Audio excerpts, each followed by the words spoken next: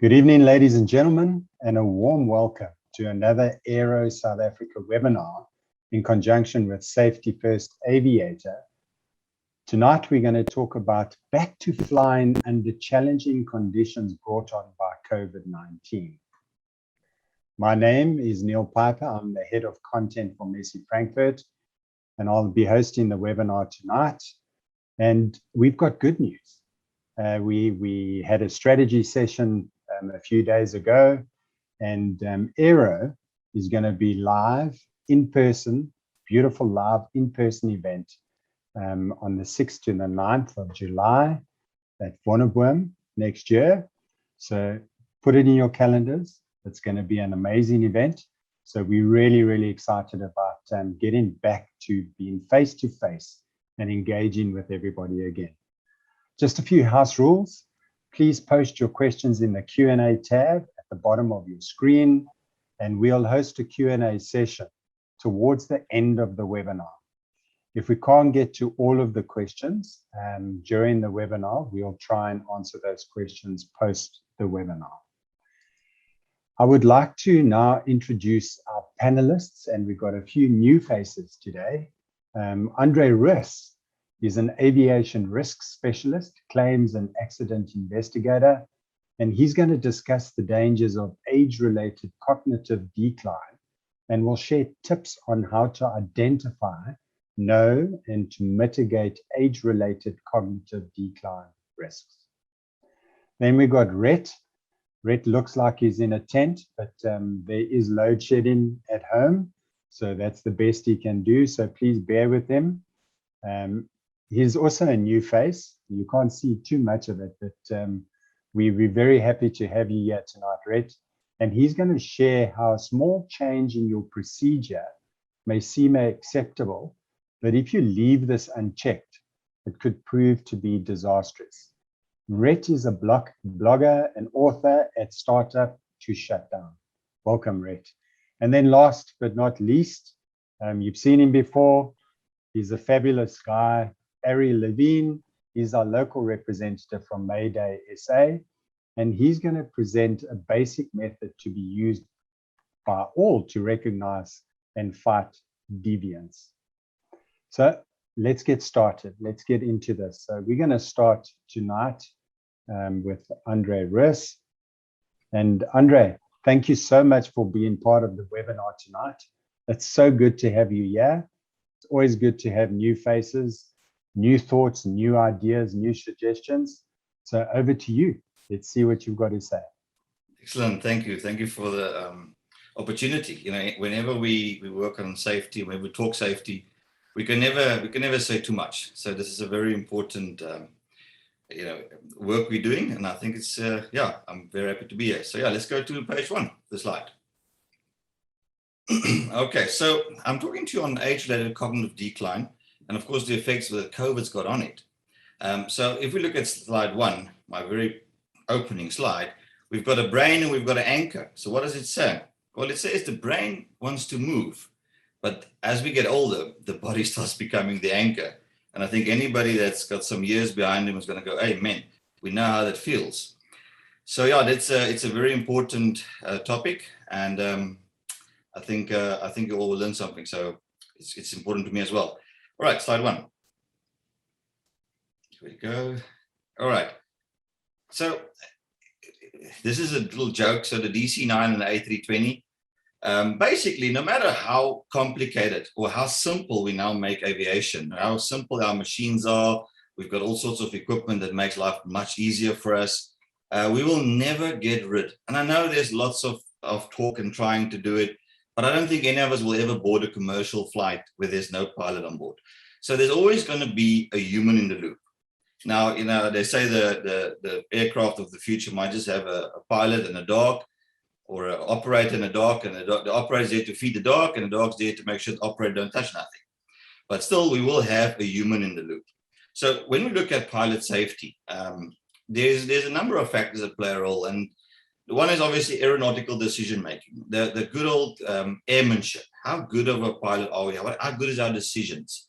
And how does those decisions change over our course of our lifetime and over the course of our careers as aviators? The second one is the one that I'm going to discuss tonight, and that is our ability to handle a dynamic emergency. You see, unfortunately, in an aircraft, we cannot press pause. I always think about it as I wish I could just press pause, climb out of the aircraft, look at the whole situation, and think, oh, that's what's happening. Now I know why. All right, let's get back in and let's do the job. But we can't do that. It's a dynamic machine, and we're going to have to make decisions very quickly. And of course, these machines are very reliable, and sometimes we get complacent because we haven't had a real-time emergency, or real-time emergencies are few and far in between, thankfully. But even when they happen, our ability to handle that dynamic emergency is of paramount importance. The last one is, of course, external factors, and that is something that we can discuss some other time. So we're going to focus on our ability to handle a dynamic emergency. Okay, slide. So the research shows that an engine failure after takeoff, now this is one of our big old fears, but you have 4 seconds. From the minute the donkey dies, 4 seconds to react, because that's basically 4 seconds before you'll go into an aerodynamic stall, and 5 seconds, not 5 after the 4, 5 as part of the 4, 5 seconds before you'll impact. Usually, depending on your aircraft, at about a 60-degree inverted, just left of the runway, and it's very seldom survivable. As you can imagine, the forces are incredible, so it is not something that is very survivable. And of course, we want to avoid that. So if you're older, this situation is going to become critical, because 4 seconds is very short. 1001, 1002, 1003, 1004 in a stall, 1005 already inverted. So let's go to the next slide. So this is a diagram of our abilities. Now, I think it explains why all Formula One drivers are these days teenagers, because as you can see, almost everything goes down as we go with age. So our crystallized intelligence is the only thing that actually goes up. Every other aspect of our bodies, unfortunately, it ages and it slows down. There's literally nothing we can do about it, except, well, there is something, we're going to get to that. But it is just no way of getting, it's just how we designed, and it happens just like that. There's nothing we can do except carry knowledge of it. If you look at the next slide, this is a slide that I actually used in my own research as well. And the 0 line is our mean line. That is where the norm is. So vocabulary, and as we said in the previous slide, intelligence climbs. So vocabulary climbs. That means all the pilots will have a bigger vocabulary of swear words when the donkey dies. And that's the one thing that we've got, because the vocabulary climbs. But if you can see, every other aspect, and here our fluid abilities, that is our processing speed. It's the speed at which our brain operates, and the speed at what our brain can process what is happening around us. And that, you can see, drops below the mean just after 50. So above 50 or below 50, we are still above average. You know, our processing speeds are considered fairly okay. We're not Formula One drivers anymore, because we're not 20, we're not 30, but we are still above the mean. Now, this is a very interesting slide, because I personally worked on this particular slide and did some hypothesis testing on it, and also just to see, does this actually reflect in some way in the data that we have?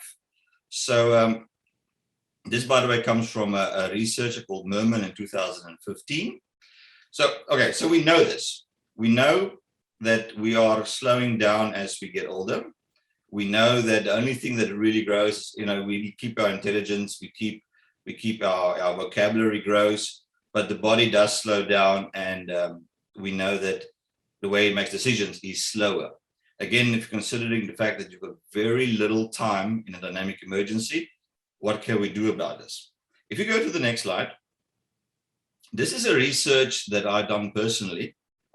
This has gone through all the academic channels, and it has been approved, and it was published by the university.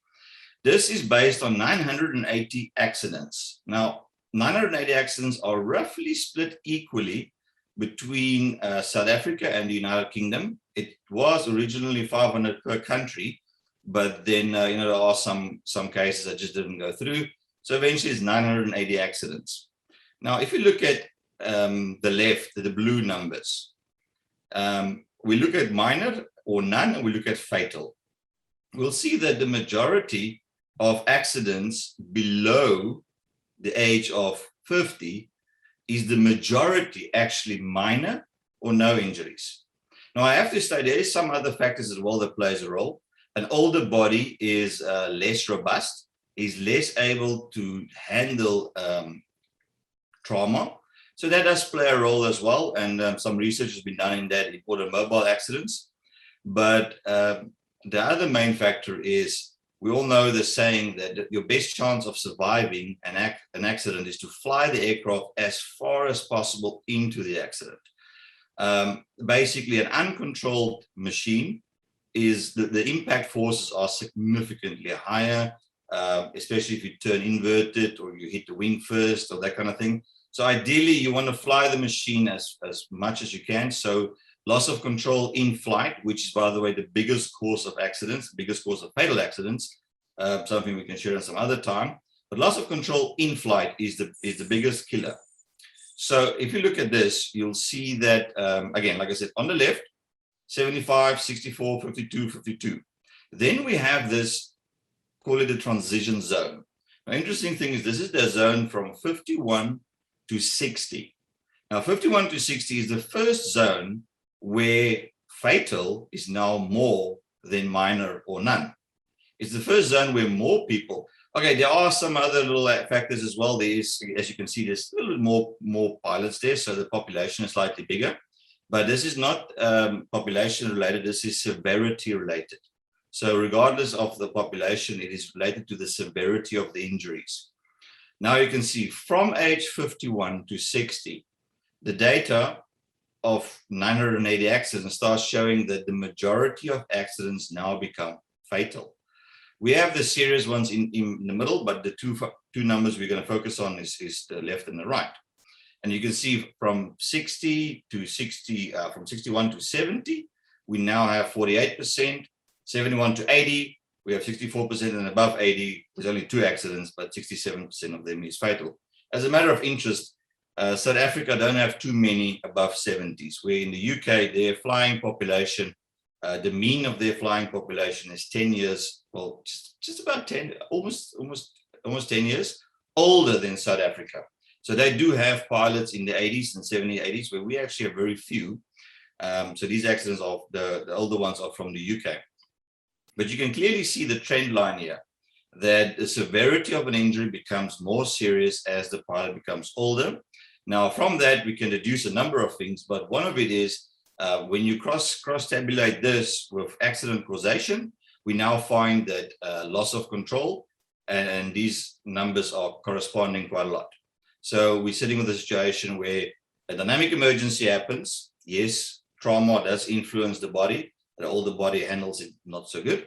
But we're also sitting with the fact that the pilot actually made an incorrect decision, or his ability to handle this dynamic emergency has gone, is not as good as it's supposed to be.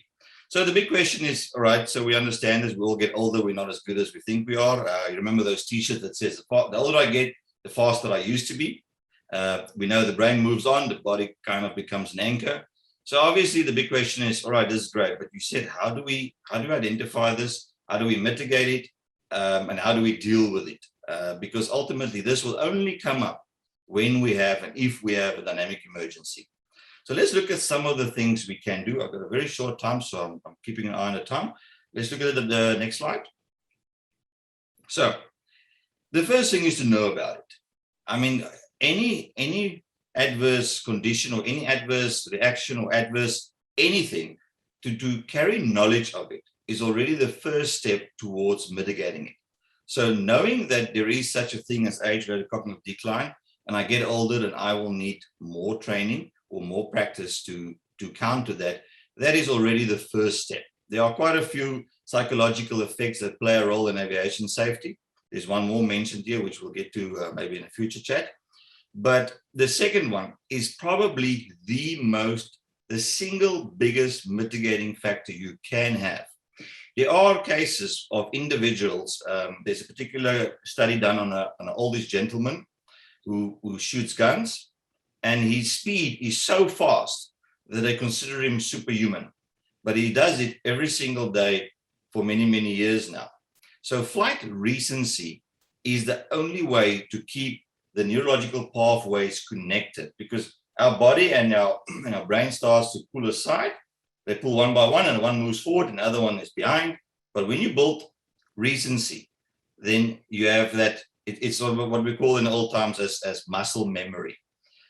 Even if you can't fly around, even if you just do circuits and landings, 4 hours a month, the older you get, actually, the more you need them. Interesting thing is not one regulator, not South African regulators, not the United Kingdom regulators, make any additional training for older pilots. As long as you've got your flight medicals, you pass all of that, the fact that you are older does not require additional training. So to revalidate as a younger pilot, it's the same as if you're revalidating on 82. The only factor they use is your flight medical. As long as you got a flight medical, you revalidate. So the regulator is actually not catering or not making provision for remedial action on this. So it's up to you, the aviator, to do a good aeronautical decision making and to know that I'm getting older. I'm going to fly at least 4 hours a month to keep myself current. From a risk perspective, from an insurance side, we look at not your exposure to the risk, because you can be exposed only 1 hour in a year and think my exposure is very low, but that 1 hour is a fatal 1 hour. So we look at your recency and how do you keep on training your skills. As we all know, flying is a diminishing skill, and it's a fast diminishing skill. Second one, or the third one, is do not jump between aircraft types. Now, this is quite interesting, and I've worked on quite a lot of accidents where jumping between aircraft types, especially as you get older, played a major role. It's one of the major contributing or aggravating factors in an accident, and quite often it is the actual probable cause or the main factor, the causation factor. Now, I fly two aircraft. I fly the Pioneer and I fly the Sling. The Pioneer has got a brake where the Sling's got a throttle. As you get older, you jump between the aircraft. In a dynamic emergency, you could make a mistake. Now, that mistakes happen quite often, unfortunately. So if you've got multiple aircrafts on your license, and by that time most people do have it, then rather try and fly one aircraft as much as possible, because flying that aircraft, you know the speeds, you know all the emergent stuff, you know the stalls, you know everything about the aircraft. You're not fiddling around trying to figure out what's going on. You know your aircraft. So as you get older, try not to jump between aircraft. And if you do, understand that there is a major additional risk now. Now, where does COVID come in with this? COVID has done a lot of it, and even in the commercial space, where flight recency is now considerably lower, and we got very, very low recent time people getting back into flying. We all got some financial knocks. It's hard. Flying is not cheap if you're flying on private aviation. So recency is something that's taken a knock, and that is one of the biggest mitigating factors against cognitive decline. Then, of course, acknowledge and respect Dunning-Kruger effect. Now, I will speak about Dunning-Kruger effect maybe some other time. It is in a nutshell, because I see I'm running late. In a nutshell, the Dunning-Kruger effect is it's a very, very important mental effect. It's a psychological effect, and it means you overestimating our own abilities, but it's got a dual burden. It's the fact that you're overestimating your abilities, but you don't know that you're overestimating your abilities. So it warrants a whole presentation on its own, but it boils down to the fact that rather underestimate your abilities than overestimating your abilities. Then lastly, there's another presentation this evening, which I think is absolutely critical, and that is not to deviate from anything, especially as you get older. So please pay attention to the other presentations as well. And I'm sorry if this is too quick, but I hope it hit the mark. Thank you for your time, everybody. Good. Thank you, Andre. Jeez, you're making me feel old. Listening to this, and you start the presentation with your older body is an anchor. I thought it was just because of all the lockdown weight I put on during COVID, but you brought me back down to earth there. And then there are a few things that I took from your presentation. You know, you talk about your fluid abilities and which decline with age. And you also mentioned Formula One. So like Kimi Raikkonen, Fernando Alonso, they're freaks of nature. Yeah, they are freaks of nature. But you know what? You can, if you build that link, if you build recency, build currency, do something over and over and over and over again, even if you're old, it does help. But ultimately, we do have an anchor, unfortunately. We live in this body and there's nothing we can do about it. No, 100%. And I think that's the point you make there. Like recency, and just keep doing it, keep going. And the older you get, the more you do it, you might just be able to keep the skill for a little bit longer if you're doing it more and more. So there we go. Thank you, Andre. That was fantastic. Next up, ladies and gentlemen, we've got Rhett Shillor. He's new to our panel. I'm just going to click to the next slide here. And Rhett, thank you so much for being part of this. I know that you're busy load shedding at the moment, but it's really good to have you as part of our panel. And thank you for your efforts, and over to you. Yeah, thanks, Neil. Thanks for the introduction. Good to be here this evening. And I think my experience and expertise pales a little bit in comparison to Andre and Ari, but I promise to do my best. And hopefully there's something here that the listeners can take away at the end of the evening that will help make them safer pilots. So for my topic this evening, we'll take a look into how small changes in your procedures may seem acceptable at first, but when left unchecked could lead to disaster. Or more simply stated, the normalization of deviance. We thought this would be a good fit alongside Andre's talk on the signs and effects of cognitive decline. This one, however, applies to a much broader demographic in that it not only affects the experienced aviators, rather there's a human factor affecting every one of us, and we should all be aware of. So normalization of deviance was a term first coined by a sociologist named Diane Vaughan when reviewing the Challenger disaster. And you can see on the back of the slide there, the result of normalization of deviance with regards to the Challenger. Vaughan noted that the root cause of the incident was related to the repeated choice of NASA officials to fly the space shuttle despite a known design flaw. And without going into too much detail of what happened, it's simply the results of three factors, and you can see them clearly there. It's pressure, rationalization, and then reinforcement, which clearly results most of the time in disaster. So I think we can just go to the next slide there, Neil, to the first one, which is a significant pressure. So you just go next slide there.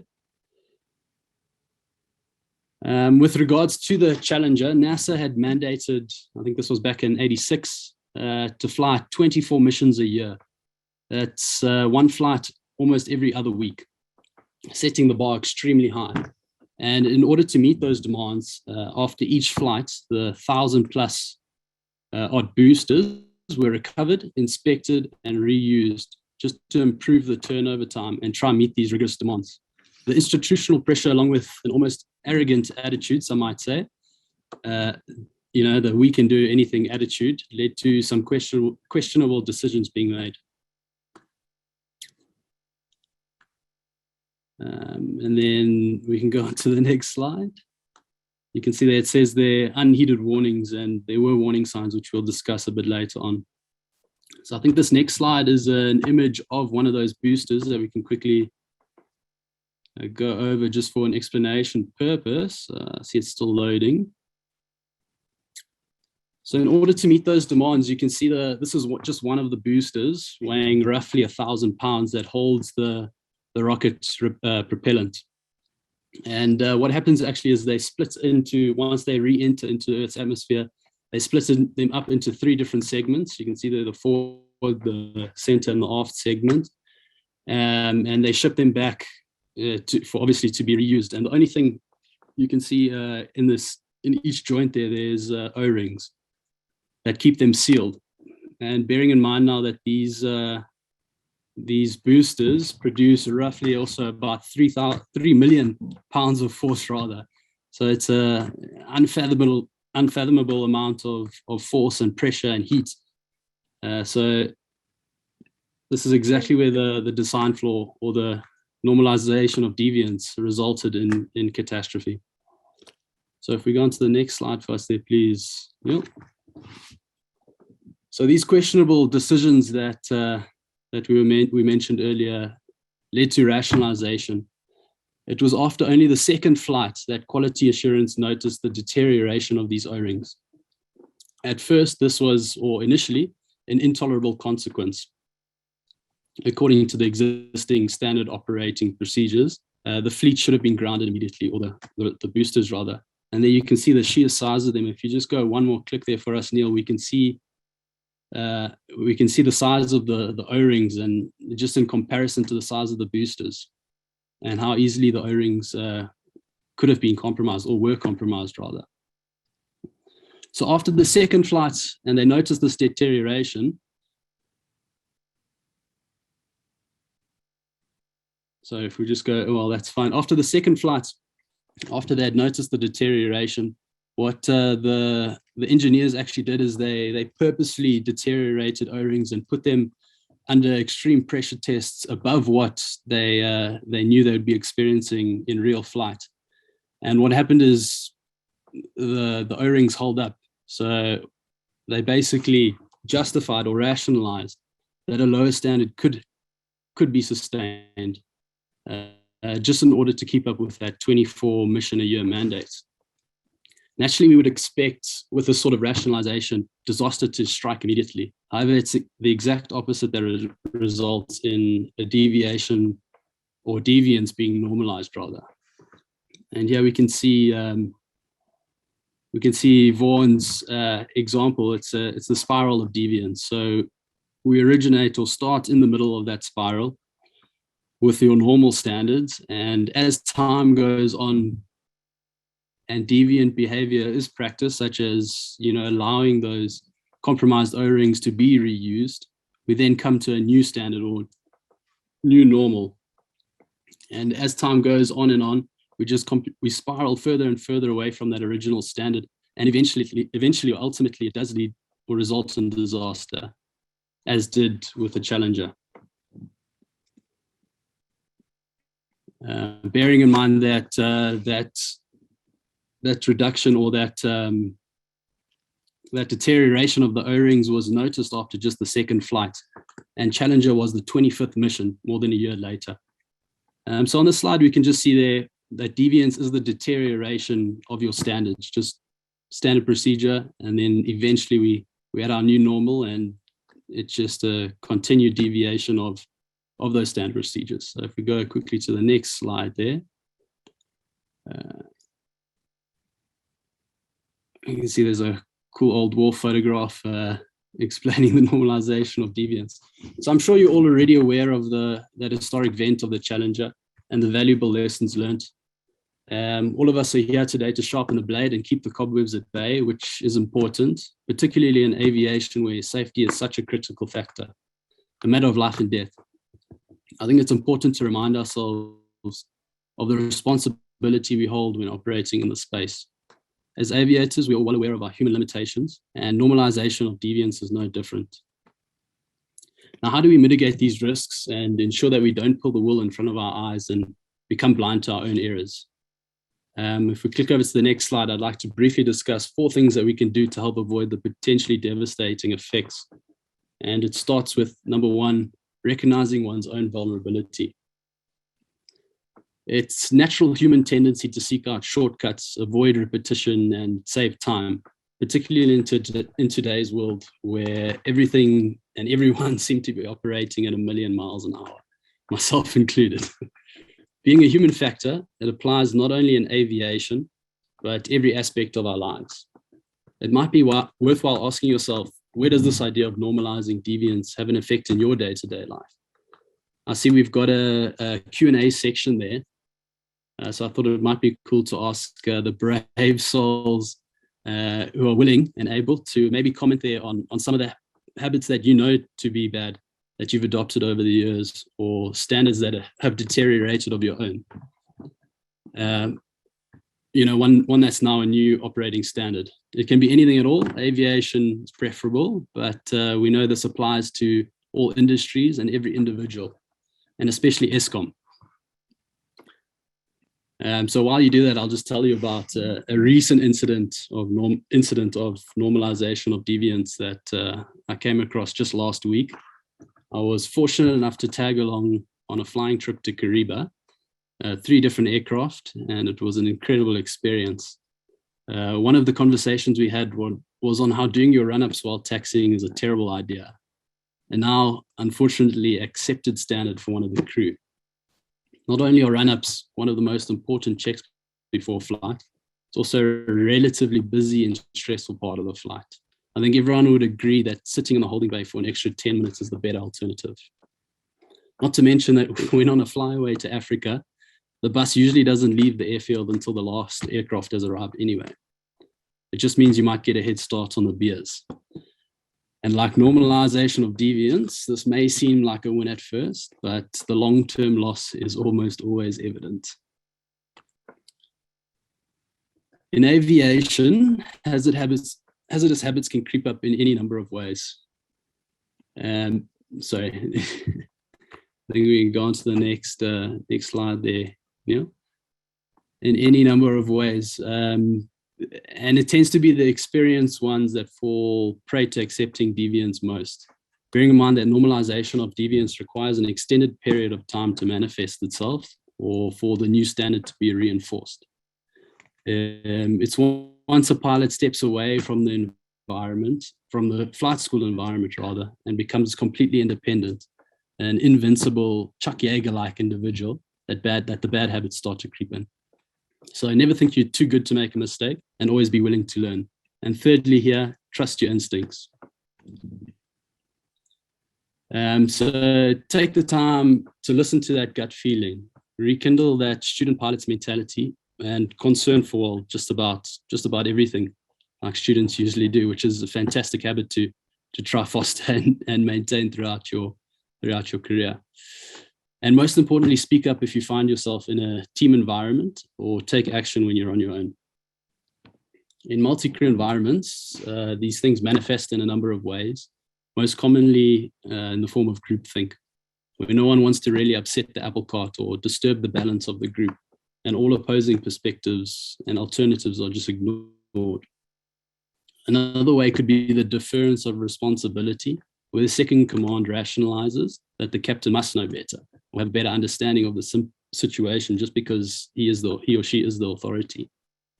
It's important to remember that the power of all teams lies in the individual. Every single perspective counts and makes a difference. Never doubt the importance of your unique perspective. Take the initiative to speak your mind. A little responsibility and self-control could mean the difference between the success or failure of your team or crew. And on to the fourth and final point here is to learn from others. And if we can just click through to the next one, please, Neil. Learning from others, which is exactly what we're all doing here today. Our ability to learn from others and share experiences is one of the greatest assets I believe we have. We are social creatures, and in a world today that is infinitely connected, with the internet, almost everything is archived and accessible. There are no excuses for us to repeatedly make the same mistakes. It is, however, up to us to find the information and educate ourselves. Air crash investigation is just one of the many well-known sources of aviation incidents and accidents that we can learn from. YouTube is another great source, as well as these safety first webinars.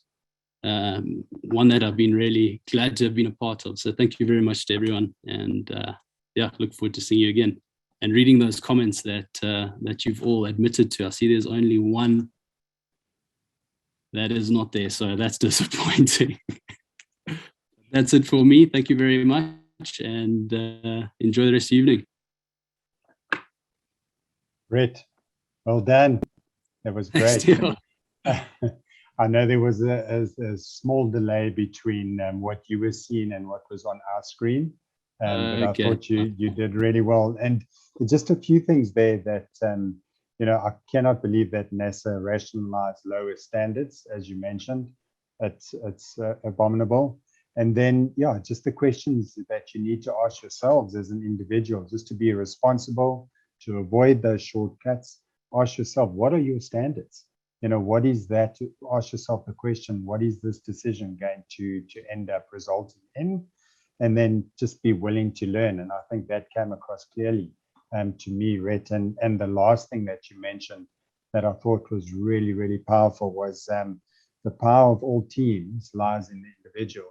So amazing, Rhett. Thank you very much for your insights. And yeah, I think you've done well enough. I think we Absolutely. can Thanks, Neil. we can invite you back again sometime. Thank you so much. Thanks, man. Cheers. Okay, and ladies and gentlemen, we get to our third speaker of the night, and it's our last speaker, and it's our resident panelist representing Mayday SA, Harry Levine.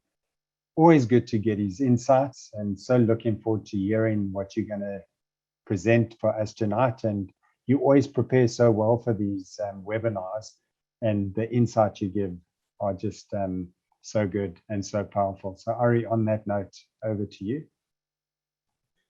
Thanks very much, Neil. That was a very kind introduction.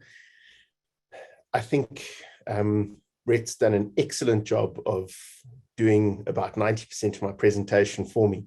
So I can relax and enjoy it, and everybody can go home early.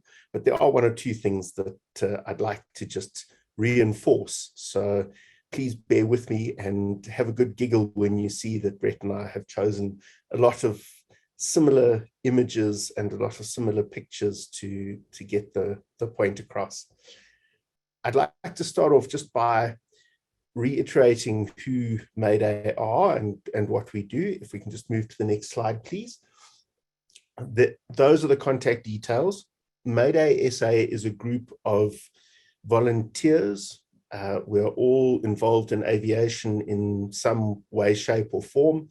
They're pilots, they're ATCs, and we basically are there to help aviation license holders and their families through any sort of aviation related crisis, incident response, post-accident debrief or defuse, loss of license, medical issues, but also any sort of crisis or any sort of stress that you may happen to go through.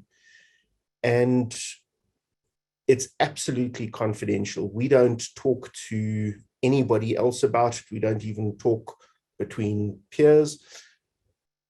It's absolutely confidential. And as I've said before, we don't report anything to your AME. We don't report to the CAA. We definitely do not report to your company. We're absolutely independent. We don't even report to your spouse. And we try very hard to keep the CIA and the KGB from listening into any conversations. So that's who Mayday are. If you need us, please reach out. It's absolutely free and absolutely confidential. Thank you, Neil. If we can go to the next slide, let's now see this exactly the same quote and exactly the same picture that Rhett used. And I think what's most important that I want everybody to take away from this is that this is something that seems to be absolutely part of being human. Every human endeavor seems to suffer from this condition. And it's not just in aviation, it's not just in space flight. It's very common in all walks of life. And it turns out that this seems to be one of the major holes in the cheese factors in many aviation accidents and incidents. I'm sure everybody's very familiar with the hole in the cheese model. This is how we get to the holy cheese. Can we move to the next slide, please? So I'm going to use a non-aviation example, which I think as South Africans, everybody can actually get right into bed with, and that is what's happening on the roads. I think it's a good example because I'm sure everybody listening tonight is a good driver, just like everyone is above average in the cockpit. If you just look at the surveys, we're all brilliant pilots. The real impetus behind this is the lack of traffic law enforcement and really the lack of consequence to not following the rules of the road. South Africa is currently one of the most hazardous places on earth to drive. We have a similar number of fatalities annually to the United States, and they have more than 7 times our population. What's also very easy to see from the traffic example is the peer pressure aspect to it.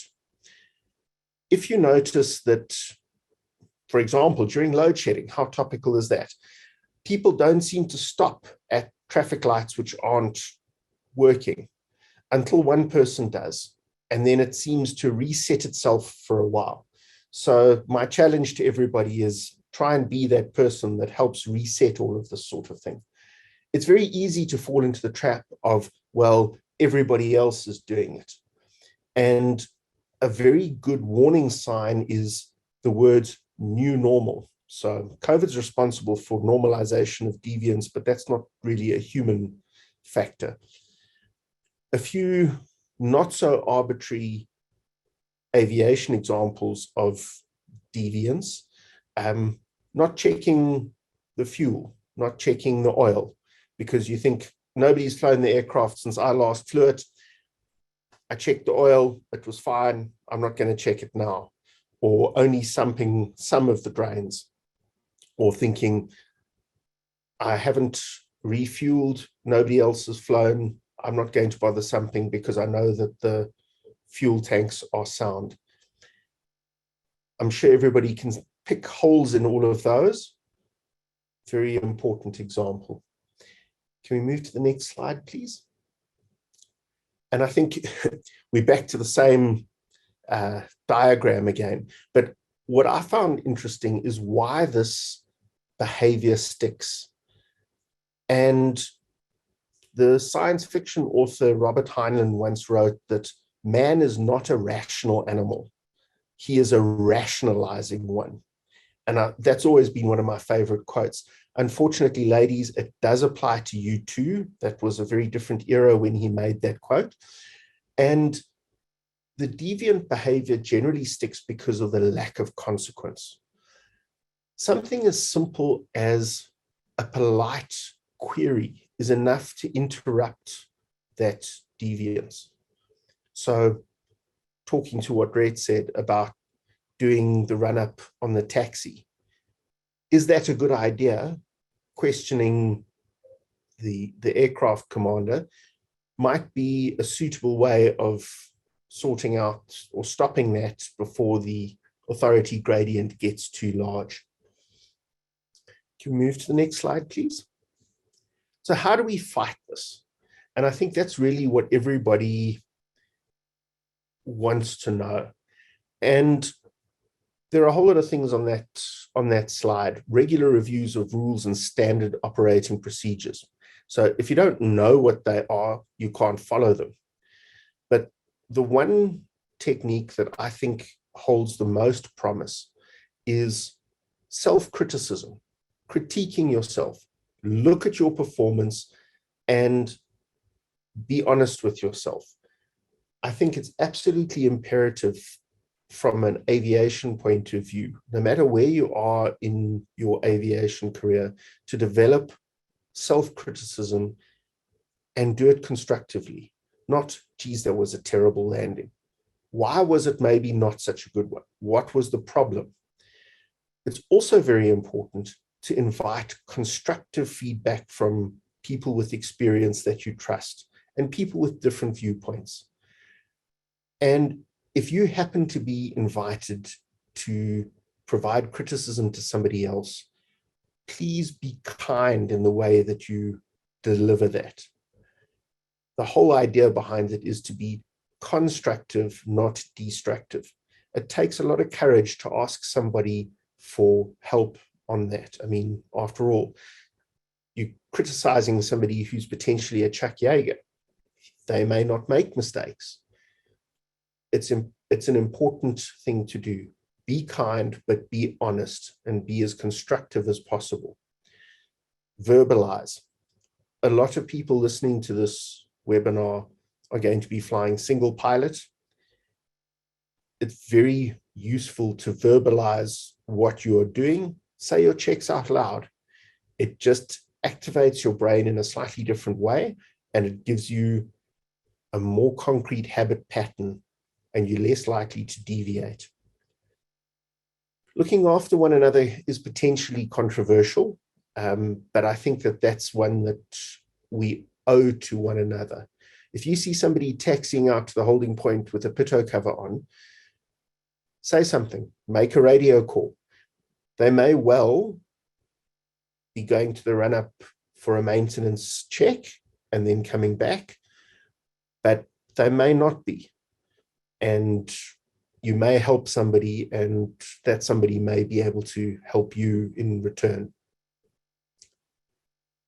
It's also important to, if you're thinking about changing the way you do something, imagine explaining to somebody important to you, or perhaps somebody from the CAA, why you want to make that change.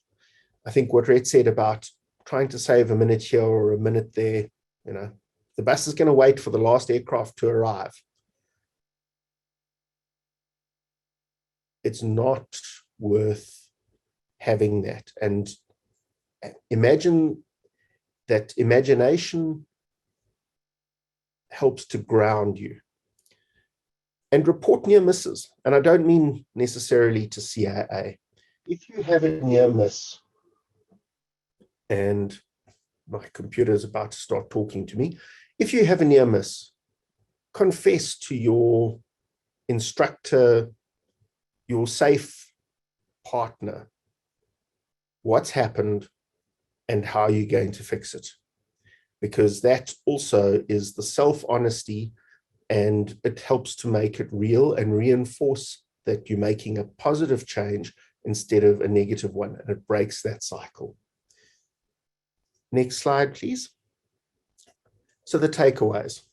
While these simple tools seem very simple, it's not always easy. It's repetitive for those who've listened to me say this, but it really is critical. The single biggest foundation for all of this is honesty. You've got to be honest, at least with yourself. And it's better if you can be honest with everybody else as well. Otherwise, none of these tools actually work. Everybody that's done a bit of human factors will know the 5 hazardous attitudes. And I'm just going to go through very quickly in the interests of time. They are anti-authority, impulsivity, invulnerability, or it won't happen to me.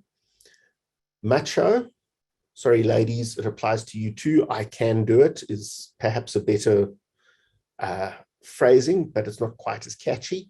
And resignation, what's the use?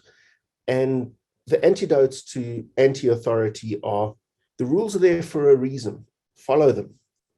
For impulsivity, think first, not so fast.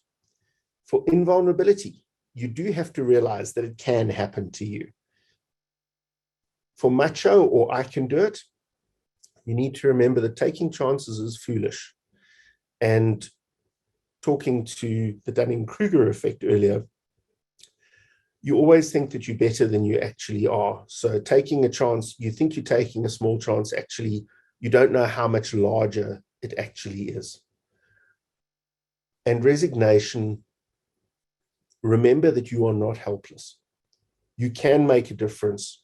And as Andre said, fly the aircraft as far as possible into the crash. I think that's one of the most important things to come out of the Chuck Yeager, Bob Hoover, and the third gentleman whose name eludes me. The trio from World War II came up with that, and that's vital. Invite and welcome criticism. Strive for improvement. And one of the ways you can do that is to review your performance during and after every flight. Make a habit of just spending 30 seconds or a minute thinking about 3 things that went really well in each flight and try and figure out why, because that's a good thing to continue. And just 2 or 3 things that didn't go so well. And again, ask yourself why and think about how you can improve that. Flying with an instructor periodically or somebody that you trust with some experience is also a great idea. Aviation rules are written in blood, and it's important to learn from others so that we don't make the same mistakes. So, Rhett, I'm paraphrasing something that you said there.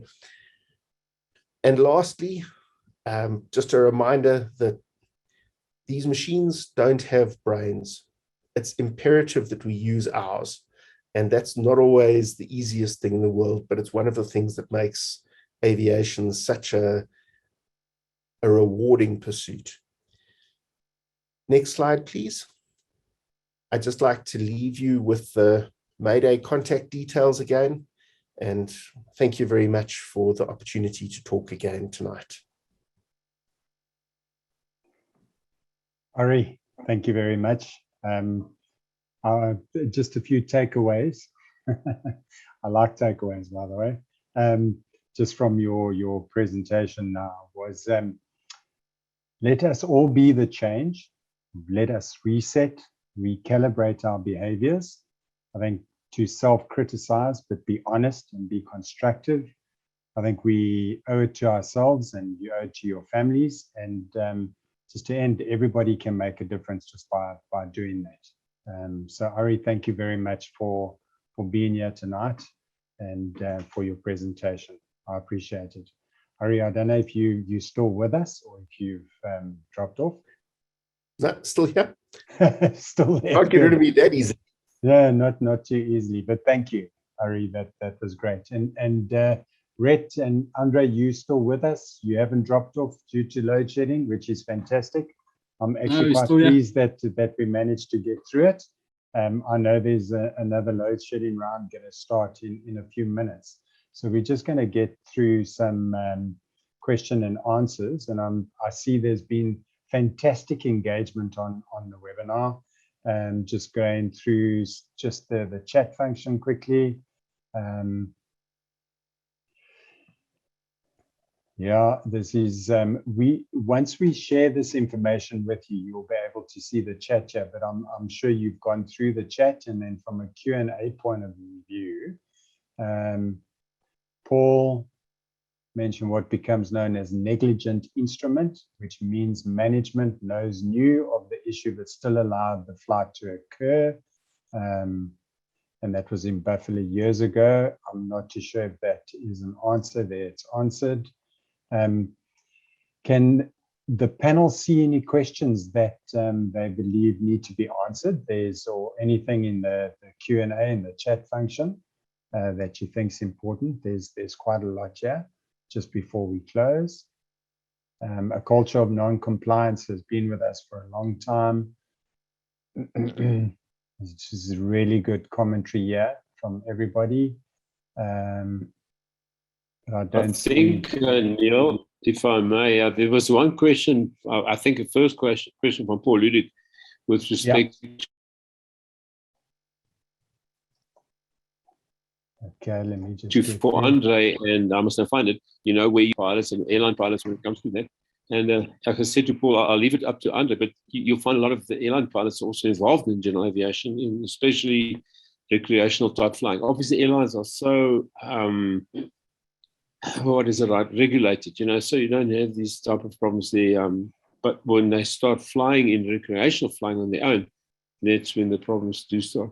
Yeah, I found this now. So it's Andre, on your age group of 51 to 60, where there's such a huge fatality rate, what was the ratio of strictly private pilots versus commercial airline pilots? Okay. On the data, what I forgot to mention is the filter that I used was recreational aviation and not general aviation, because in general aviation, it's got various definitions in various countries. And in the UK, because my university is in the UK, I can't use general aviation. So I use recreational aviation. And that's what we basically called as general aviation. Now the ratio was, I can't remember a specific ratio, but what I can remember clearly is that, unfortunately, it's not very good news. The commercial pilots in a general aviation space, they were actually less safe than the general aviation pilot in general.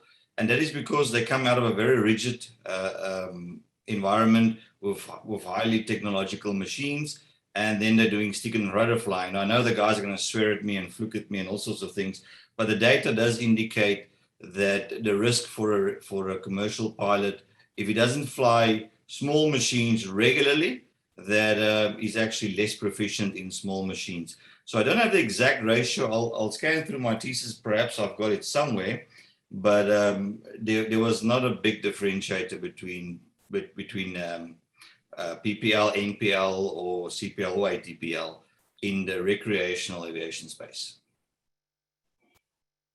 Thank you, Andre. And then there was lots of positive commentary coming through for our new panelists tonight. So Andre, well done. And Rhett, we'll definitely have you back again to be part of this. And then Paul Ludek raised his hand. Paul, do you want to just type your question in?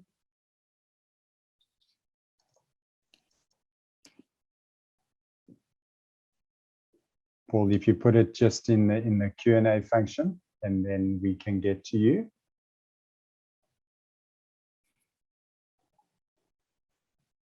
Okay, we're not getting there. We will run through all the questions, and if there are any that we have missed, I'm just saying again, another one, Andre, just to you, but I think you've covered that already. And then just lots of well done, high fives. Absolutely brilliant. So on that note, I think we're going to end tonight. We've kept to time, which is not normally what we do on these webinars, but we've done well tonight. And then I'd just like to thank all of our speakers for their efforts in preparing for tonight, with the purpose of keeping you all safe and being better prepared with some introspection. Also, if you haven't visited or did not attend any of our previous webinars, please head to www.virtualaerosouthafrica.co.za, and you can view all the past webinars. As I mentioned earlier, we will be sending everybody that attended tonight, we'll send you a recording of the webinar, and then you'll be able to go on the Q&A as well. So on that note, thank you very much, Andre, Ari, and Rhett. It's been a pleasure. And goodbye, everybody, and hope the load shedding doesn't hurt you too much. Take care.